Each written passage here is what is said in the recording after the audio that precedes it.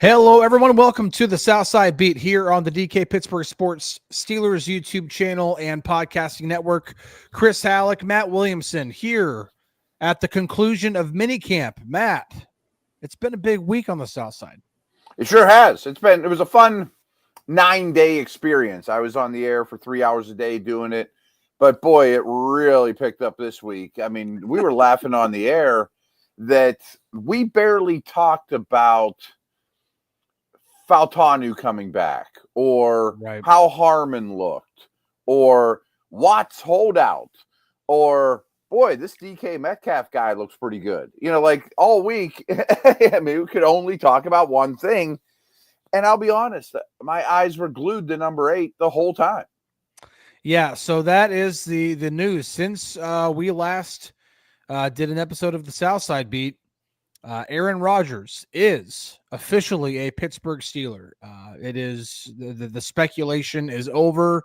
I think we all kind of knew. Again, I was being told over and over again, it's a matter of when, not if. Yeah. And now it's official. I mean, he's not only put pen to paper, but he has been on the South Side with the team, taking part in practice, not taking part in team drills.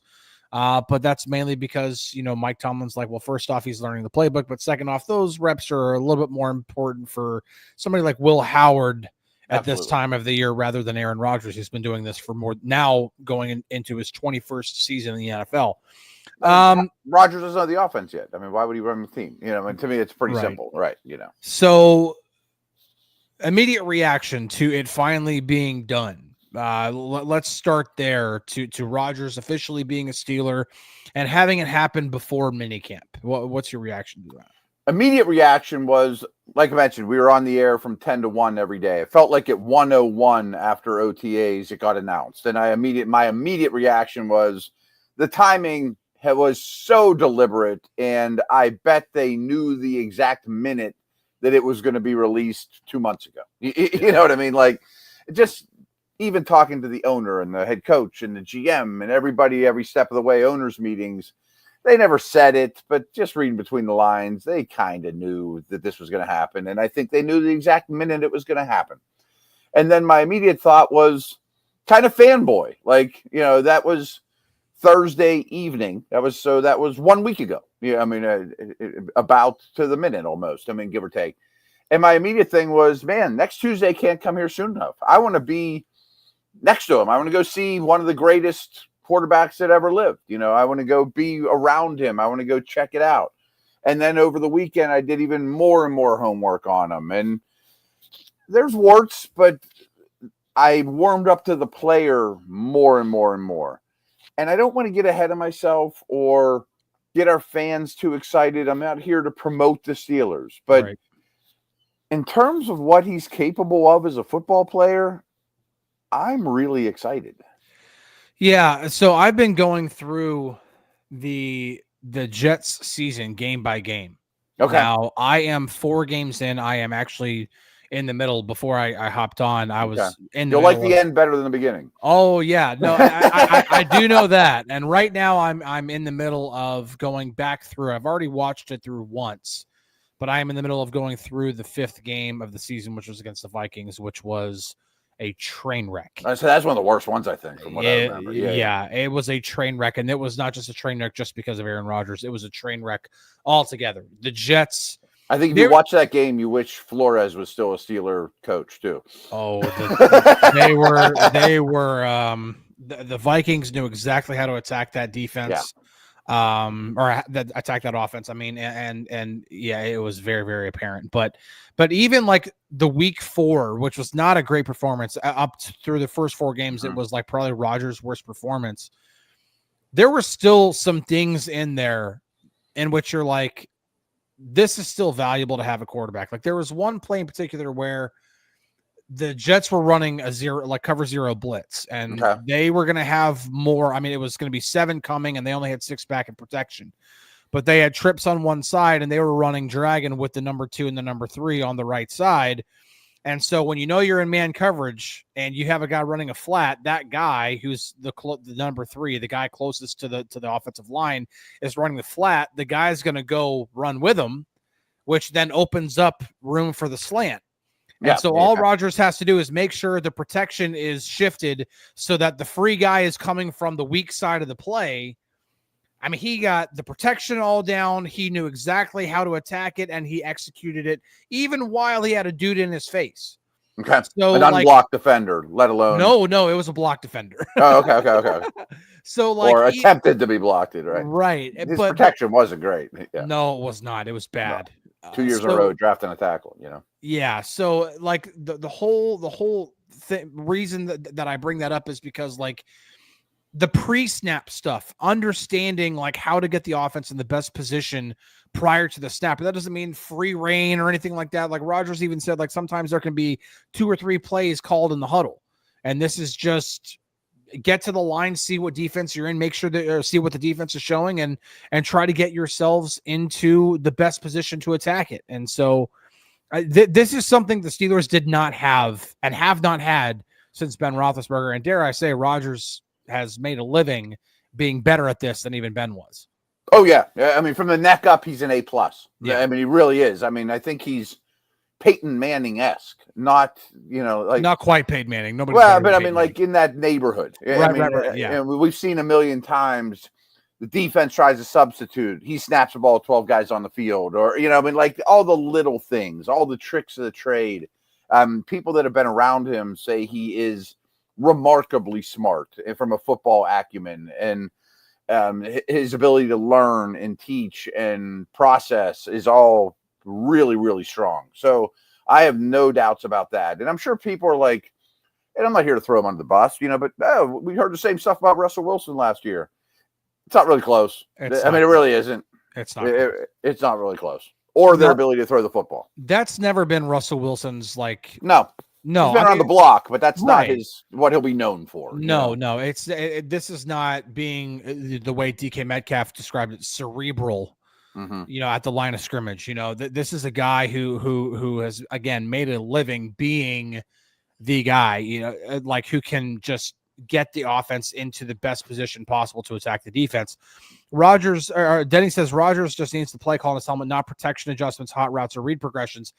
I disagree with that completely because the quarterback is the one who often assigns protection if he sees a certain pressure coming. Now, I think you're misreading this. I think he's saying just give Rodgers. Oh, okay. I see what he's saying. Okay, yeah, I don't need the cliff notes. I'll handle all that stuff. Right. I assume that's what he's asking. I see what you're saying. Sorry, Dan. Yeah. I appreciate that. But yeah, no, that's a good point because you don't have to worry about like He'll shift the back or whatever. He'll do all that stuff himself. Right.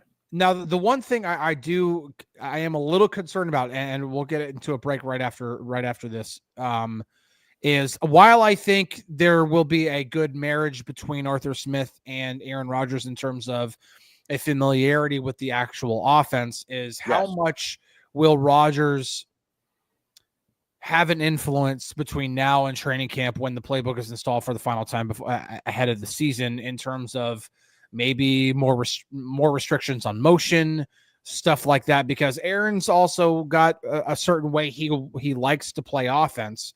Doesn't love motion and all that stuff. We mentioned Manning before. He wanted Marvin on one side, Wayne on the other, and I'm just going to read it out, Yeah, so I'm a little concerned about that, but I think overall, if you get Aaron Rodgers, if you even get 80% of who he was in 2021, you've got yourselves a great quarterback, and this is a team that can win a playoff game. I'll put it that way. The big thing I've been saying, and I wholeheartedly believe it, and I'll be shocked if I'm deemed a liar when it's said and done, is he will be their best quarterback since Ben's arm injury. I would agree with that.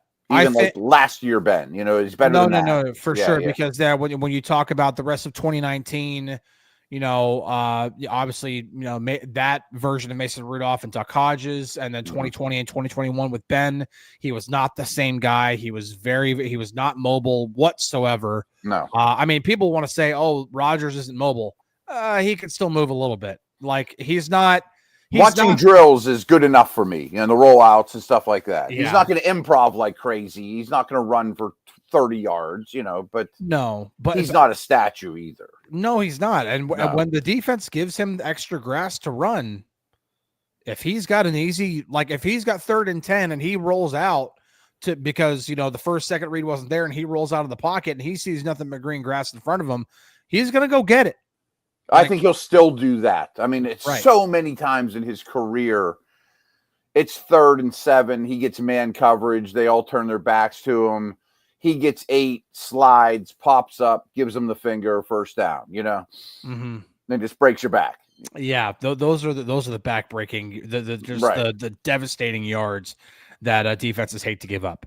Anyway, we'll be right back after a quick break, and then we will dive more into obviously the official signing of Aaron Rodgers, and then also obviously how he looked at minicamp, how the team looked at minicamp. We'll get into that too right after this. At DK Pittsburgh Sports, we take pride in coverage that connects our city's fans to their favorite teams. Now, that connection's stronger than ever. Introducing our all-new state-of-the-art app. Find expert inside reporting and original podcasts. Check live box scores. Track the latest stats. Chat it up with our community of thousands of fans, all in one place. The new app from DK Pittsburgh Sports. Coverage that connects. Hello, everybody. Welcome back to the Southside Beat here on the DK Pittsburgh Sports Steelers YouTube channel and podcasting network. Aaron Rodgers, officially a Steeler. That's what we've been talking about so far. Other reactions that you had to Rodgers, or not necessarily reactions, but where have you allowed your mind to go in terms of the way the offense can look? We've already kind of talked about that a little bit, but, I think about things like, again, I'm going through these Jets games, and I'm seeing a very, very evident disconnect between him and Garrett Wilson. I don't know what's up with that, but timing was not there. Now, part of it is, in my opinion, I've never been a coach. I've never been a scout, but knowing what I do about the game, Garrett Wilson's route running is unique. I'll put it that way. It's not. Rodgers is very much a perfectionist and stickler for this. Yeah. I mean, he has a big time reputation because I think you said you went through it already. I mean, so you've seen some stuff with Davante Adams. I have not gotten to the Davante Adams. Oh, okay. I thought you watched the season. Now you're watching it again. Oh, no. I'm okay. Because he doesn't have any problems with Davante Adams. Right.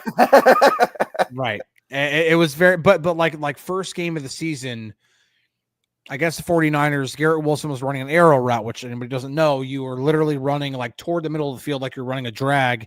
Then you stop and you then sprint out to the sideline. And this is very, very important to get in and out of your break quickly. Garrett Wilson gets to the point where he takes his break, hand fights with the corner for about a second, and then breaks out.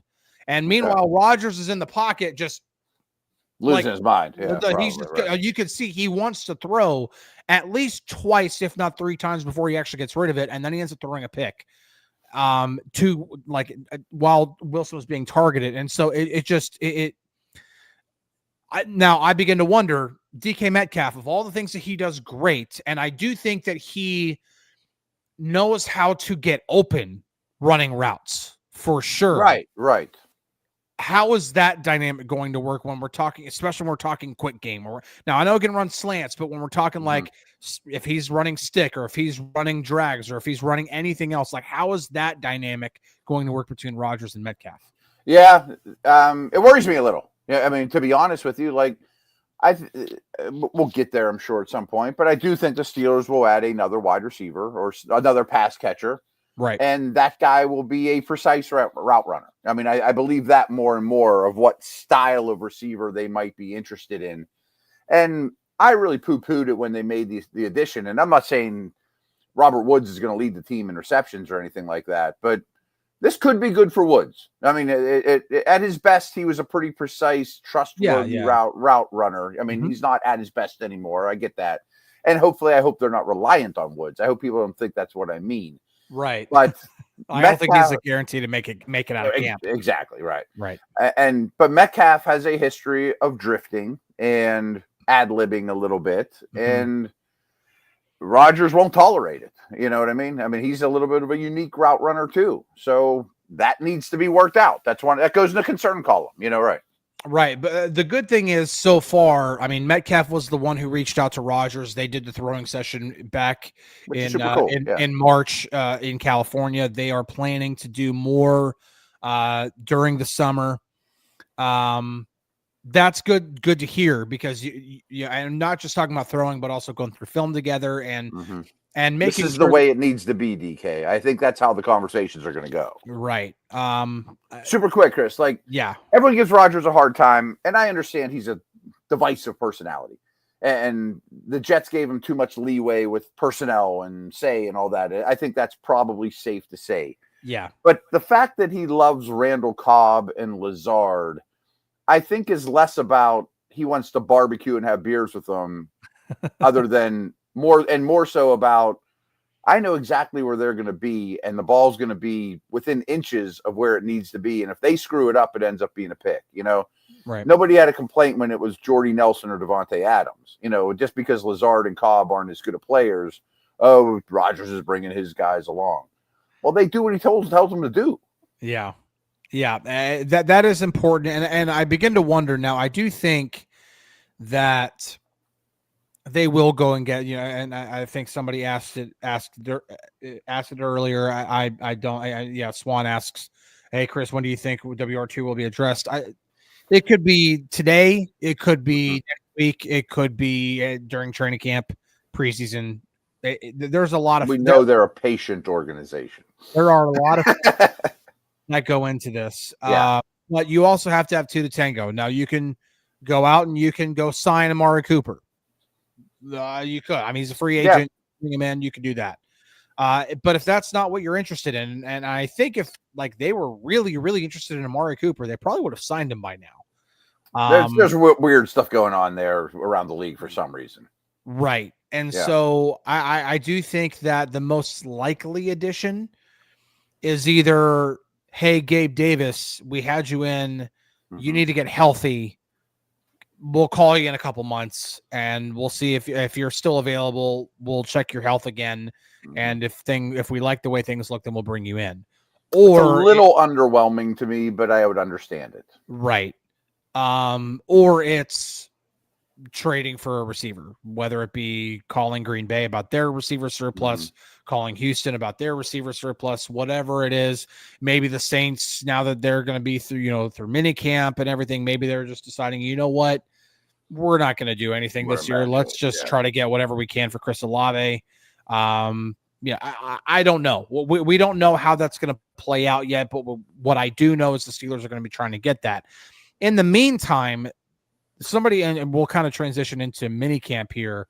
I thought somebody who had a very, very good week, not only in terms of the way he looked on the field, and again, take that with a grain of salt. It's practice. It's football-like environments, as Mike Tomlin likes to say. But then also the way that his coach and teammates were talking about him, and that's Calvin Austin. Yeah. A lot of positivity, and dare I even say hype, around Calvin Austin this week. I mean, they flat out said he's the wide receiver too. Yeah. Which people asked me about that in my mailbag show today. I'm like, I hadn't thought of it in that light, but he certainly should be. If there's two receivers on the field, he should be the second one. Right. And the one thing that I think Calvin Austin could do in this offense, with this situation with, Arthur Smith and everything that he wants to do, and Aaron Rodgers at quarterback, with the way Calvin Austin has grown, I do think that we're talking about a guy who can possibly be that guy who can work really well in the quick game for Aaron Rodgers. Precise, it could be a much better route runner, get things done on time. When you're running a slant, it's however many steps and then break. It's when you're running an arrow or a stick or a curl or a drag, whatever quick game stuff you're working. And then of course, Calvin Austin, he's got the speed. He can take the top off the defense every now and then too. So Dale made the point today that I didn't hear that quote about him being the wide receiver 2 until we were live on the air. And I'm like, oh, that makes sense. I hadn't thought of it in that light. But Dale made the point that pair, Austin and Metcalf, and I do think there's a receiver to be named later, but just that pair is maybe faster than any other top 2 in the league, not named Waddle and Hill. Just speed. Win a race. Just the speed level. And one thing you'll notice about Rodgers too. Higgins. Yeah. What's that? I was wondering about foot speed for Chase and Higgins all of a sudden. Higgins would be the slowest of the four. Right. Yeah. But I mean, Miami's like that. But I mean, they're one of the fastest pairings in the league. Yes. And I urge you to look at Rodgers too. The Wilson deep ball outside the numbers, Rodgers statistically was as good as anyone in the league last year on that ball. So, I mean, that part's not going to go away. There'll be more to it. But the deep balls outside the numbers, I don't think are going to go away with those speedsters. No, they're not. Now, I do think that when you look at just sheer numbers, when you're talking about Rodgers throwing outside the numbers,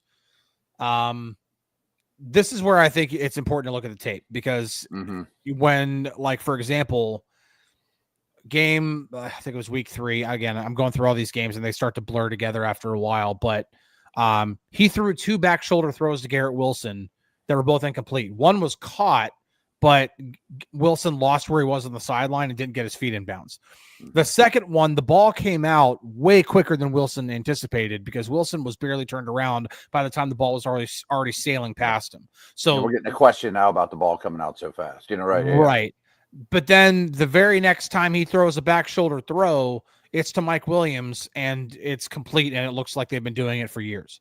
Him and Jordy Nelson are like the best ever at it, Right. It might have been a Wilson problem. I love Wilson as a receiver, but that doesn't mean that not everyone marries with Aaron Rodgers well. Right.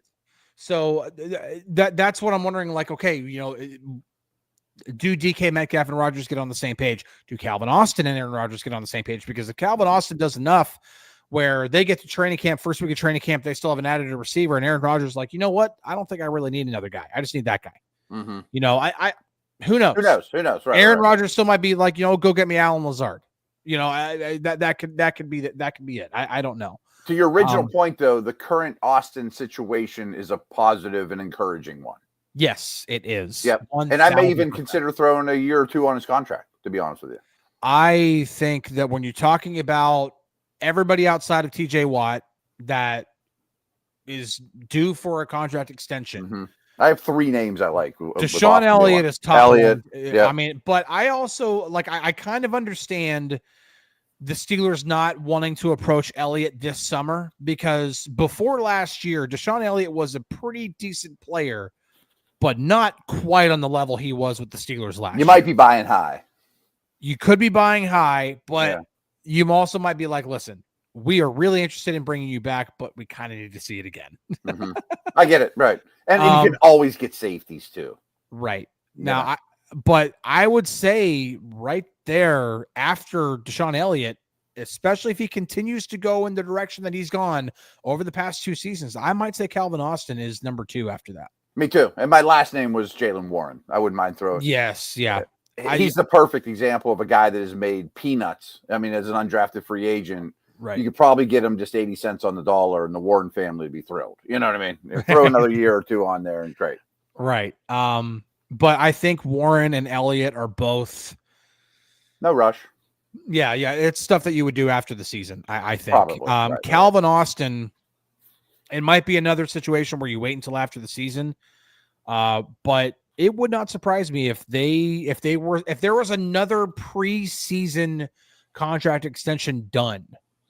It would not surprise me if Austin was the one to get it. I would totally get it, especially with the current state of the wide receiver position in Pittsburgh. Right. Correct. I think they like him a lot. I do think that ideally he is their, again, WR3, a guy who can play both the Z, playing on the outside, and in the slot.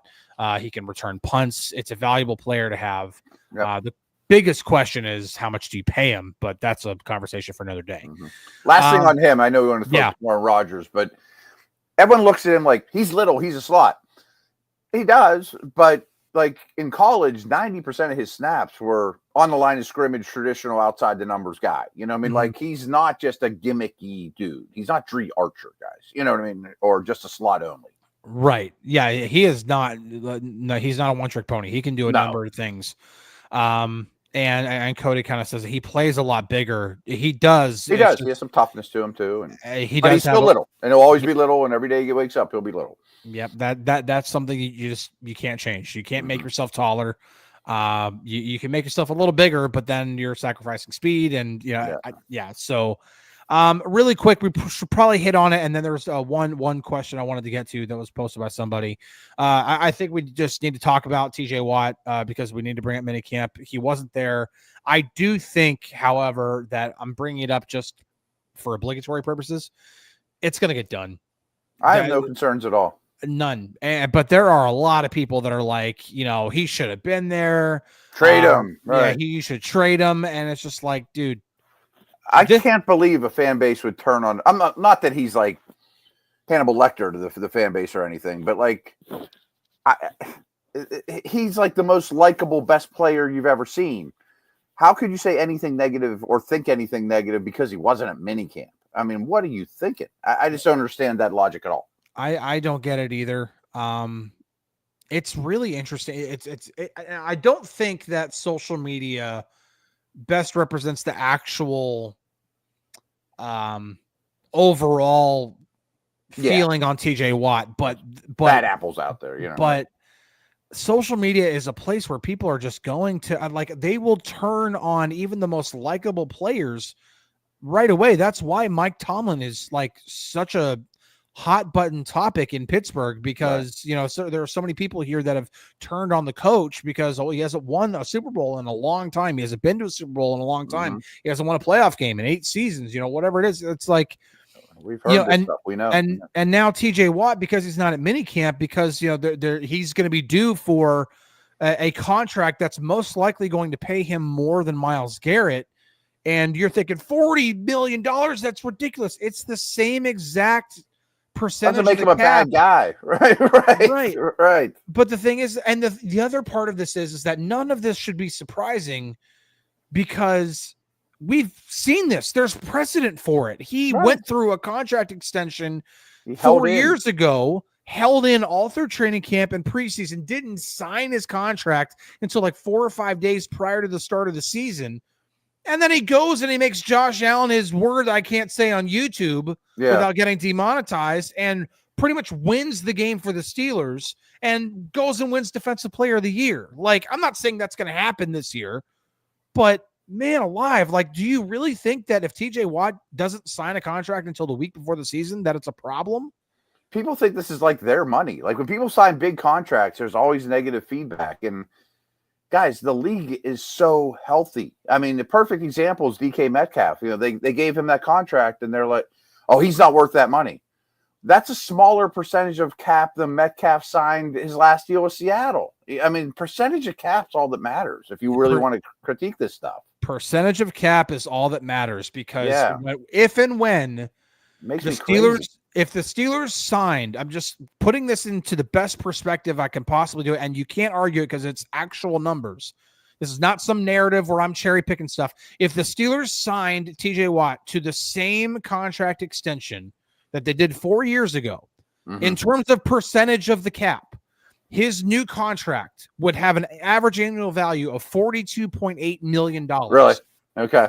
That doesn't surprise me at all. Right. That is more than what Myles Garrett got. This is literally, it'll be less than that, guys. It's going to be less than 42. But even if it is, I don't care. Right. Even if it is that number, it's the same contract he got last time. It's just a more astronomical number because the league has just been growing. Inflation, right? Yes.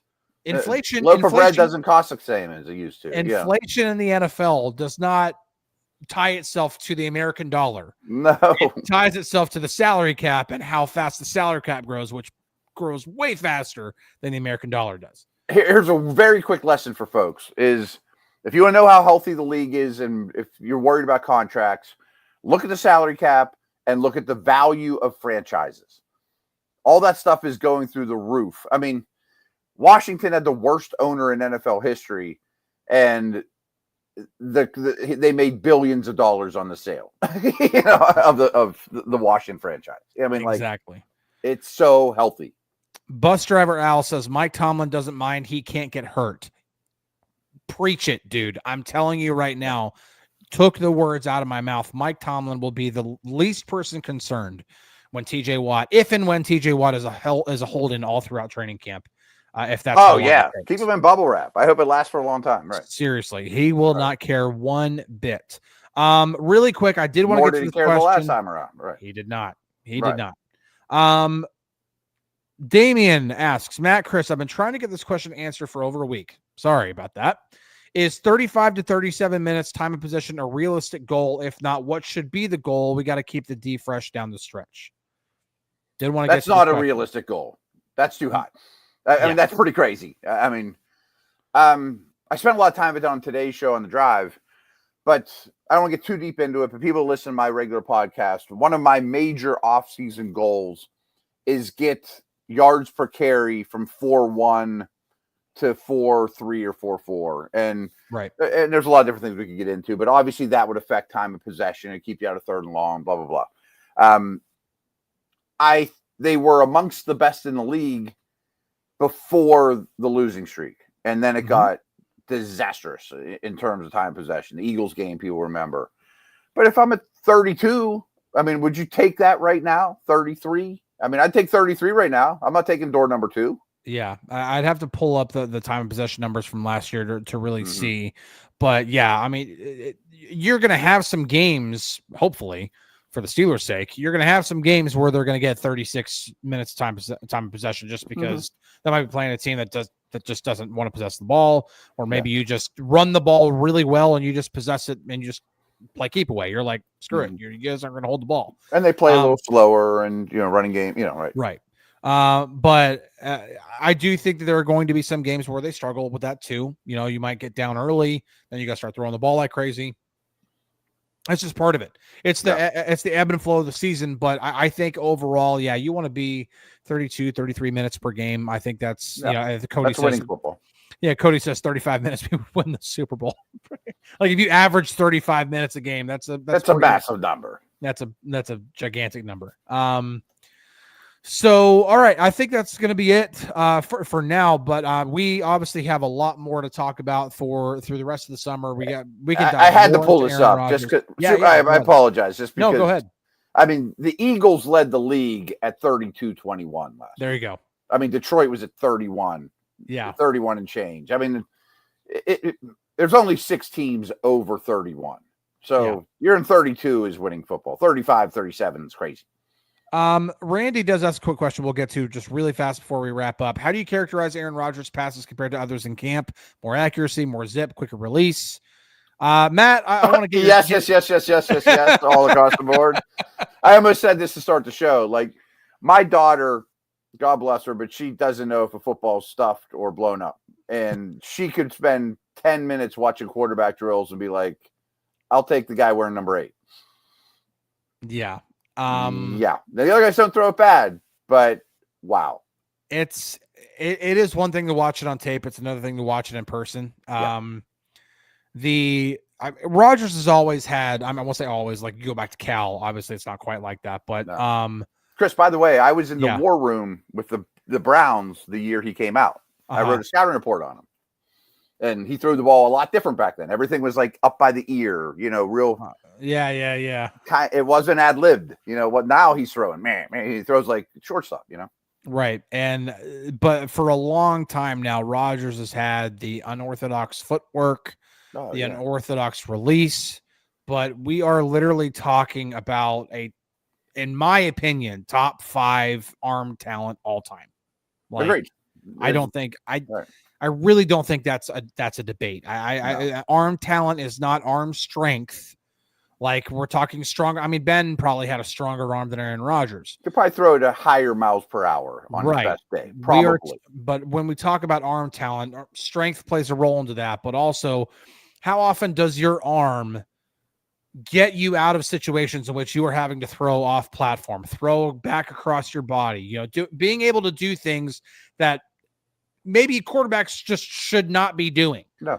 And I've already seen a couple watching 40-year-old Aaron Rodgers in week 4, week 3 with the Jets, in which he's rolling out, sees Alan Lazard improving, and literally just does that quick little sidearm thing. And it's 20 yards downfield when he's thrown across his body, and it's right on the money. It's like, come on. One of the most enjoyable things of practice, too, because he's very deliberate with what he practices. And I know we're up against it, but yeah, it was kind of well known 8-10 years ago, whenever MVP Rodgers, that he would go entire practices where he would make sure he never threw a ball with either foot touching grass.